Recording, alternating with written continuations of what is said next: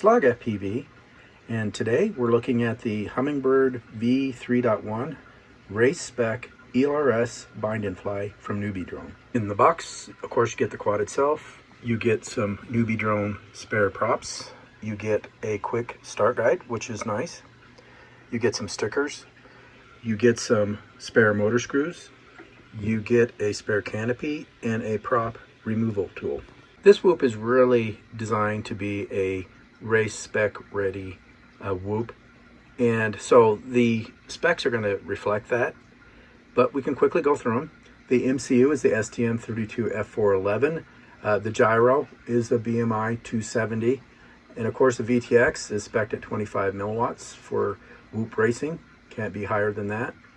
The ESCs, I'm glad to see that they're still using 12 amp ESCs. The camera is the Newbeedrone BI 600 TVL camera. The ESC firmware they're running on here is Blue Jay. It's OH5 version, and they have it set at 48 kilohertz out of the box. The receiver is a built-in ELRS receiver.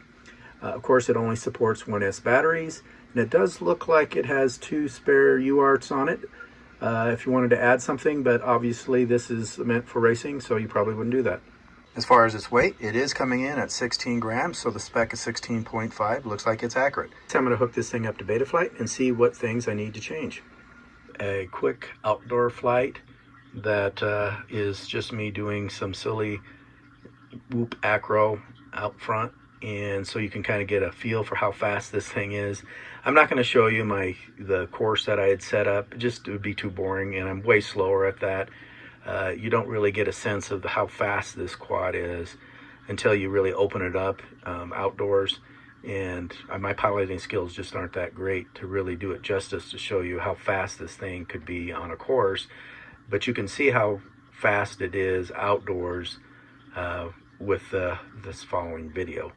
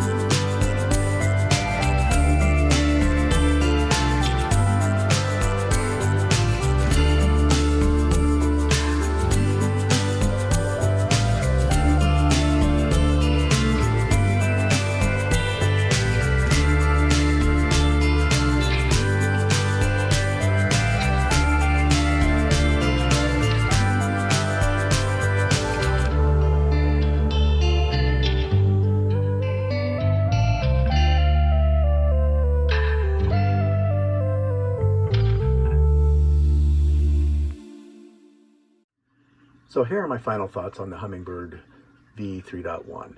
The pros: if I was a serious whoop racer, this would be my first pick for two reasons. One is the cost. It's only $89.99, which I think you would be hard pressed to build a custom whoop at that price point. Secondly, as I'm getting older, I just, these small pads that you have to solder to, here I'll put it into focus here, are just really super tiny. I can do it, but it's not enjoyable. And so if you don't want to futz with building your own race whoop, this is definitely something I would consider. So the next pro obviously is the weight. At 16.5 grams, I mean, that is super competitive. Again, even against a custom build whoop. I think Newbeedrone has done a great job of motor selection. I like that they use the A30 connector so you don't get a lot of voltage drop. So they put a lot of thought into this. Also, the tune on this thing is great. I was getting minimal prop wash, which is really hard to do with something this light. And then, of course, the speed. This happens to be fastest by far, my fastest whoop. I mean, thing is just like a rocket ship. And so it almost kind of goes into a con. And what I mean by that is you better have good throttle control when you're flying this thing indoors. I mean, it's easy to stick it to the ceiling because, it is the weight to thrust ratio is just incredible on this thing. I'm telling you, and that's what I did. When I first started flying it, it was really hard for me to hit gates. I set up this little course inside the house with some gates, and I was struggling trying to get it through the gates. And in fact, it took me some time to where I actually could complete the course. Whereas with this way heavier, this is the V4, it's 24 grams. I felt way more comfortable flying this. Now, after I practiced some time, I was getting my fastest time on the RaceSpec whoop.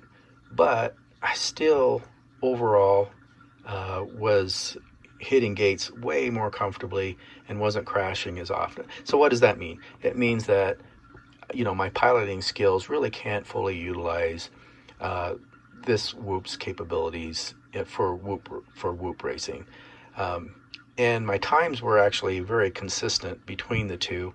Again, I had the fastest time here, but overall, after I practiced on this, my times were really equivalent, which means me as a pilot is limiting how fast I can get through the course. So keep that in mind. You better be a good pilot if you want to buy this thing. But there's another aspect to this. If you're not into even whoop racing, this is just a really fun quad to fly outdoors in your backyard doing what I call whoop acro.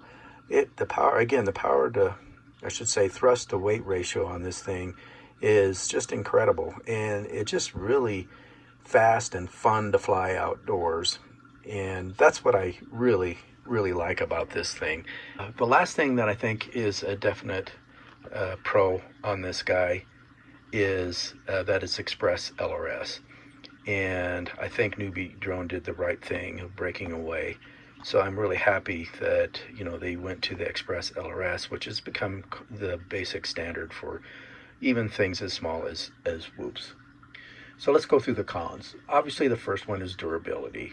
It's not horrible. The frame does flex pretty well. Also, because it's so light, I've crashed it quite a bit, and it holds up fairly well, even running into objects that are stationary. But I did end up tearing one of these motor wires off in a crash into a tree. I think it got hung up on a branch or something, and I was trying to blip it out of the tree, and I think I just caught a motor wire, which I had to solder back on. So that leads to my other con on this, is repairability. I was able to solder it back onto the board, the tore off motor wire, but it was a challenge, and you better have a magnifying glass and have a solder iron with a thin tip on it. So as far as repairability, I would say replacing motors isn't going to be fun. Whereas if you look at this BLV4, you know, you just the connectors, and it's way heavier, it's way beefier. This thing's a tank. It's great as far as repairability and durability. Way better than this. Although, you know, this isn't super bad, but the hardest thing is the solder pads are just so tiny on this thing. Two related cons that we need to talk about, one being the 25 milliwatt VTX and antenna, which is to be expected. You can't be outputting more than 25 milliwatts in a whoop race, so it doesn't make sense to have anything that will output anything higher. And then the Express LRS is just this monopole antenna here, so you're not going to get significant range out of that either. So just thought I'd mention that. Another con I wanted to talk about is flight time. You know, this isn't a whoop that you're going to get 4 minutes of flight time out of. It's a RaceSpec quad. The 30,000 kV motors, you know, are pretty power hungry. That's to be expected at that kV. That doesn't mean they're not good motors. They're incredible motors. I think Chris Rosser did a review on whoop motors, and he ranked these very, very high. Basically, weight to thrust ratio is incredible on these motors. So they were designed for racing and not for cruising. When I was, you know, doing freestyle, I was getting about 3 minutes, and then landing and then recovering to about 3.6 volts. I could have pushed them a little longer, but I don't want to ruin my batteries. So I'm pretty conservative. If you're cruising, you can get maybe 3 minutes, 20 seconds, something around there. But if you're in the throttle at all, you definitely can burn the juice on this one. So just keep that in mind. The last con I want to point out is the camera isn't the greatest. I mean, it's adequate for whoop racing, both indoors and outdoors. I just don't think it's the best. You know, between the two, these are pretty equivalent, although I'd almost have to give the color management and how quickly it adjusts to changing light conditions to the BLV4. It's slightly better. They're both not great. Maybe I'm spoiled by HD0 now that, you know, they've come down in weight, although not quite matching the weight of the 16.5 grams. I probably gotten spoiled with that. But overall, I'm very pleased with my purchase. I again think it's a great value, and enjoyed flying it for probably 3 weeks, 4 weeks now. So yeah, it's been fun. And with that, hope everyone has a happy new year, and thanks for tuning into my channel.